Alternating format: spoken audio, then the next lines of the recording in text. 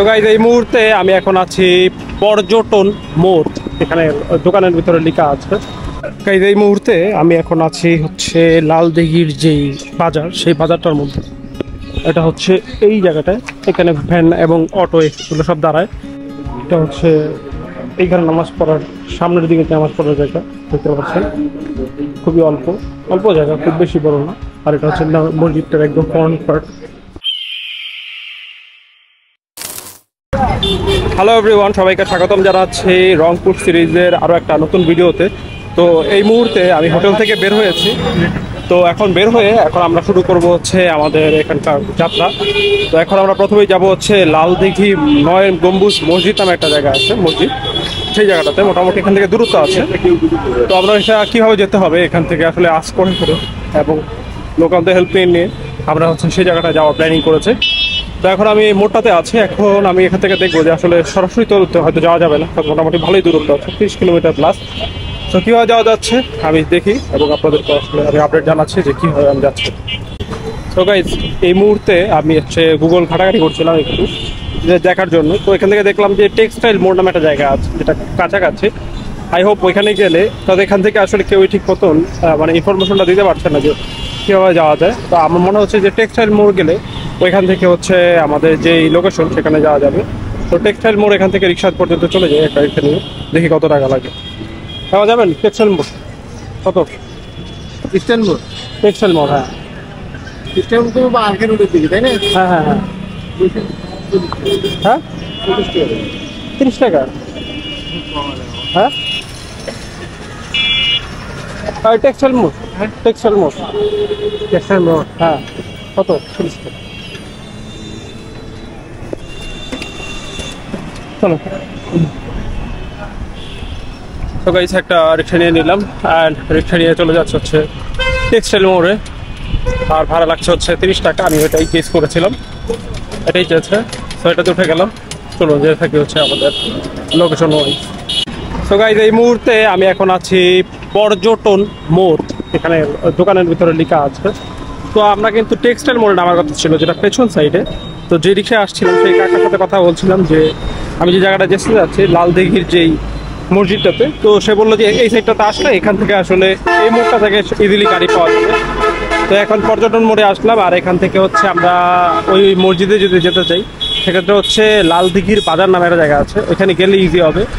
ওইখানে বেশিরভাগ গাড়ির মানে লোকালি যায়, ওইখানে চলে যাওয়া যাবে। দেন হচ্ছে ওইখান থেকে হেঁটে আমরা ওই মসজিদে চলে যেতে পারবো। এখান থেকে খুব বেশি নয়, সর্বোচ্চ 1 কিলোমিটার মধ্যে দূরত্ব বাজার থেকে মসজিদটা। তো এখান থেকে আসলে দেখি লোকালি কোনো গাড়ি যায় কিনা, যেটা হচ্ছে লালদিঘির বাজার। এটা কিন্তু এখনও মোটামুটি দূর আছে, প্রায় হচ্ছে আপনার 26-27 কিলোমিটারের মতো এখনও দূরত্ব আছে এখান থেকে। তো খুঁজে দেখি, আমি যদি পাই অপশন তাহলে অবশ্যই আপনাদেরকে জানাচ্ছি। আর রিক্সাতে 30 টাকা লেগেছে, সেটা তো আপনাদেরকে প্রথমে জানিয়েছে। সো গাইজ আমরা হচ্ছে ওইখানে যেখানে ছিলাম সেখানে দাঁড়িয়ে বেশ কিছুক্ষণ থেকে কোনো অপশন না পেয়ে এখন আমরা আরেকটা অল্টারনেটিভ রোড দিয়ে যাচ্ছি। সেটা হচ্ছে ওইখান থেকে রিক্সা নিয়ে যাচ্ছে, যে জায়গাটা দাঁড়িয়েছিলাম ওইখান থেকে হচ্ছে আমরা যাচ্ছি টার্মিনাল। এটা একটু সামনেই, হয়তো 10-15 টাকা ভাড়া লাগবে। অ্যান্ড টার্মিনাল থেকে যেতে হবে হচ্ছে বদরগঞ্জ। হ্যাঁ, বদরগঞ্জ থেকে দেন হচ্ছে লালদিঘি বাজার। তো এখন আমরা এই অল্টারনেটিভ রোডটা দিয়ে যাচ্ছি। তো আগে হচ্ছে টার্মিনাল যাই, দেন আপনাদেরকে বাকি ডিটেলস বলছি। সো গাইজ এই মুহূর্তে আমি আছি এখন একটা লোকাল বাসে। তো এই বাস যে টার্মিনাল সেটা হচ্ছে এইটা, আপনাদেরকে যদি একটু দেখাই, এটা দেখতে পাচ্ছি এখান থেকে এসে নিয়েছি। নামার পরে এখান থেকে 2টা অপশন আছে, একটা হচ্ছে অটো আর একটা হচ্ছে বাস। সো অটোর জন্য তো আসলে বসে থাকতে হবে, মানুষ ঘুরলে দেন যাবে এগুলো যেহেতু লোকাল। তো বাস পেয়ে গেছে, তো উঠে গেছে। এখান থেকে যেতে হবে হচ্ছে আমাদেরকে বদরগঞ্জ, অ্যান্ড ওইখান থেকে দেন হচ্ছে আমরা আমাদের যে লোকেশন লালদিঘি ওইখানে যেতে পারবো। তো এখান থেকে হচ্ছে যাচ্ছে হচ্ছে বদরগঞ্জ পর্যন্ত। তো এখান ভাড়া নিতে আসলে দেন হচ্ছে আসলে কত টাকা ভাড়া এখান থেকে সেটা বলতে পারছি। আর ওই যেখানে ছিলাম সেই পর্যটন মোড় থেকে হচ্ছে আমরা টার্মিনাল পর্যন্ত এসেছি হচ্ছে রিক্সায় 15 টাকা। তো চলুন যেতে থাকি। কত ভাড়া? ওই যে বাবা বদরগঞ্জ মিনার, শহীদ মিনার 50। বদরগঞ্জ 50, পার্বতীপুর 80। না না, বদরগঞ্জের নামবো, ওই যে শহীদ মিনার সামনে। আচ্ছা আচ্ছা, এই যে। তো গাইস দেখতে পারলেন, এটা হচ্ছে আমরা যে শহীদ মিনার সামনে নামবো, ওইটা হচ্ছে 50 টাকা। সো যেতে থাকি, চলো আমরা হচ্ছে ওখানে এক শহীদ মিনার আছে, যে রিক্সার মধ্যে আসলাম সেই বলে দিল যে শহীদ মিনার ওখানে নামতে, অ্যান্ড ওইখান থেকে দেন হচ্ছে লালদিঘি যাওয়ার জন্য আমরা পেয়ে যাব ভ্যান পাবো। সো ভ্যান দিয়ে চলে যাবো, সো ভ্যান দিয়ে আমরা সরাসরি হচ্ছে মসজিদ পর্যন্ত চলে যাবো। তো চলুন আগে শহীদ মিনার পর্যন্ত যেতে দিল। গাইজ এই মুহূর্তে আমি এখানে এসে নেমেছি হচ্ছে আপনার বদরগঞ্জের যে শহীদ মিনারটা আছে, এই যে এটা হচ্ছে শহীদ মিনার। তো সেই শহীদ মিনারের সামনে, তো এখান থেকে হচ্ছে আমরা লালদিঘির যে মসজিদ আছে সেখানে যাওয়ার জন্য লোকাল ট্রান্সপোর্ট পাবো, সেটাই আসলে আমাকে ডিরেকশন দেওয়া হয়েছে এভাবে যাওয়ার জন্য। এখান থেকে আসলে ভ্যানের কথা বলেছে, এখন তো দেখছি যে রিক্সা আর অটো আছে এখানে। তো চলুন চেক করে দেখি যে আসলে কত টাকা লাগে এখান থেকে যেতে। কারণ এখান থেকে এখনও মোটামুটি আছে মেবি। আর একটা বিষয় হচ্ছে এখনও আসলে নামাজ পাওয়া যাবে কিনা সেটা একটা বিষয়, সেটা তাড়াতাড়ি করে আমরা একটু চেক করে দেখি যে আসলে কত টাকার মধ্যে যাওয়া যাচ্ছে। তো গাইজ এই মুহূর্তে আমি আছি মসজিদটার সামনে, আমি এই নামাজটা শেষ করে নিলাম কারণ আমাদের টাইম অলমোস্ট শেষ হয়ে যাচ্ছিল। তো মসজিদটা ছিল এই যে এটা, আমরা কিন্তু এখানে দাঁড়িয়ে কথা বলছিলাম। তো এই গলি দিয়ে আপনার হচ্ছে আমরা যে জায়গাটায় যেতে যাচ্ছি লালদিঘি মসজিদ, সেই জায়গাটায় যাওয়া যাবে। ওখানে কিছু অটো দেখা যাচ্ছে, মেবি ওগুলোও যেতে পারে। তো চলুন চেক করে দেখি। সো গাইজ আমরা হচ্ছে একটু সাইডে সামনে আসলাম, আসার পর এখানে ভ্যান দেখি যেগুলো হচ্ছে লালদিঘি যাচ্ছে। লালদিঘি কত করে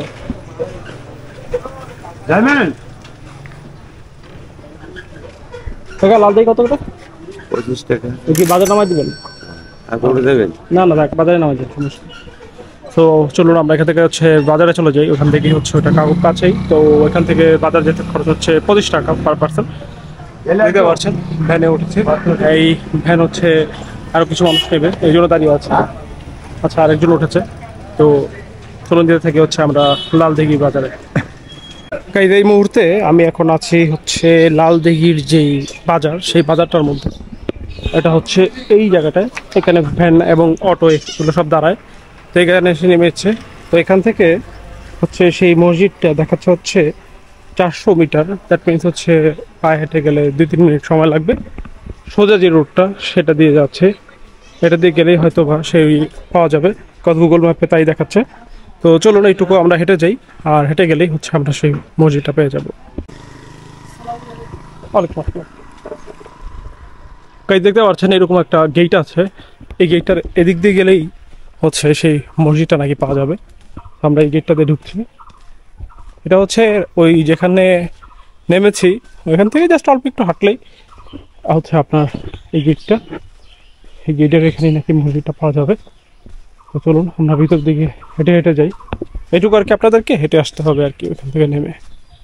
সো আমিও যাচ্ছি, মসজিদের সামনে যাই, তারপর আপনাদেরকে মসজিদটা সম্পর্কে বলছি এবং মসজিদটা দেখাচ্ছে। গাইজ এই মুহূর্তে আমি আছি সেই 9 গম্বুজ মসজিদটার সামনে। আপনারা যদি দেখেন এই যে এটার উপরে এখন তো টিন দেওয়া, এটার উপরে কিন্তু হচ্ছে 9টা গম্বুজ আছে। এটা হচ্ছে মসজিদ, আমরা অবশ্যই সামনে এবং ভিতরে যাব। তো এই মসজিদের সম্পর্কে একটা ইতিহাস হচ্ছে যে এই মসজিদটাকে কিন্তু মানে কে বানিয়েছে বা কত সালে বানিয়েছে এটার কোনো ইতিহাস পাওয়া যায়। এর কারণ হচ্ছে নর্মালি যেটা হয় আগেকার মসজিদগুলোতে হচ্ছে আপনার ফলকের মধ্যে লেখা থাকতো, এটার মধ্যে এরকম কিছু পাওয়া যায়নি। তাই এটা কবের এটা কোনো হিসাব নেই, এটা হঠাৎ করে আবিষ্কার করা হয়েছে এবং পরবর্তীতে এলাকার যে লোক আছে তারা আর কি স্থানীয়রা এটাকে পরিষ্কার করে এটা ব্যবহার উপযোগী করে তুলে এটা ব্যবহার করছে। তো এখানে আসলে আশেপাশে মসজিদ মাদ্রাসাও আছে, তাই এখানে অনেক বাচ্চা কাচ্চা আছে খেলছে, দেখতে পাচ্ছেন। তো চলুন আমরা হচ্ছে মসজিদটার ভিতরে যাই। আর এটা হচ্ছে অজুখানা মসজিদের।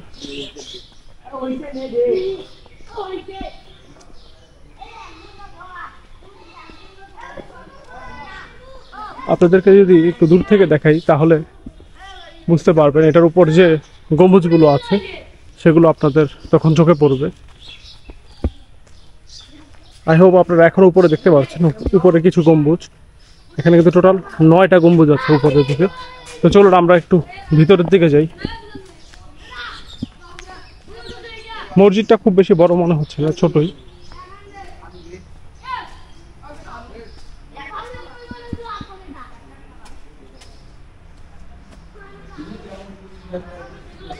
এই যেটা হচ্ছে মসজিদটার ভিতরে।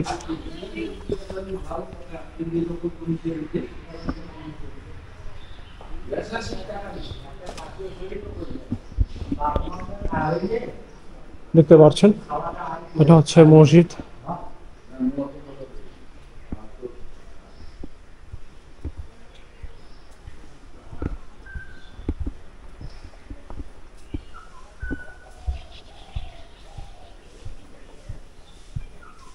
এখানে খুব বেশি বড় নয়, এটা আসলে ছোট একটা মসজিদ। আর যেহেতু আজকে জুম্মা ছিল, জুম্মার প্রেয়ার ছিল, তো এটা অলরেডি শেষ। সো এখন অবশ্যই মসজিদগুলো আটকে দেওয়া হয়েছে, কেউই নেই ভিতরে, এই জন্য দু একজন আঙ্কেল আছে, হয়তো তারা গল্প টল্প করছে, বাট মসজিদ এখন অফ টোটালি।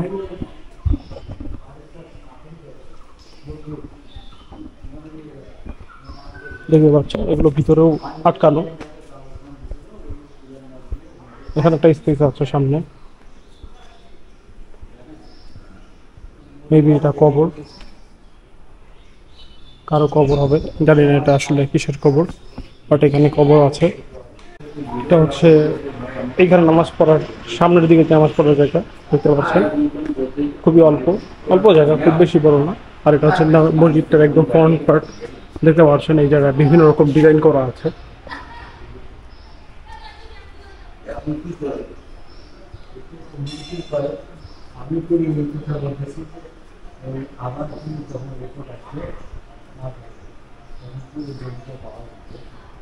তো গাইজ আমাদের হচ্ছে এই যে মসজিদটা আছে, যেটা আমার পেছনে দেখতে পাচ্ছেন, এটা কিন্তু দেখা শেষ।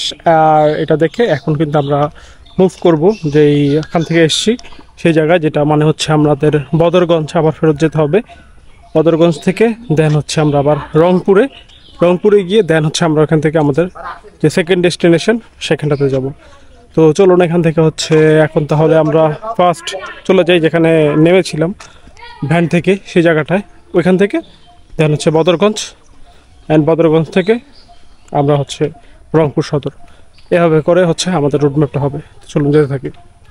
গাইজ আমরা হচ্ছে সেই ভ্যানের জায়গাটাতে চলে এসেছি, এখন এখান থেকে হচ্ছে ভ্যান নিয়ে চলে যাবো হচ্ছে বদরগঞ্জ। এটা কাজ যাবে বদরগঞ্জ? না বদরগঞ্জ না, হ্যাঁ ও কে যাবে বললেন না? বদরগঞ্জ বদরগঞ্জ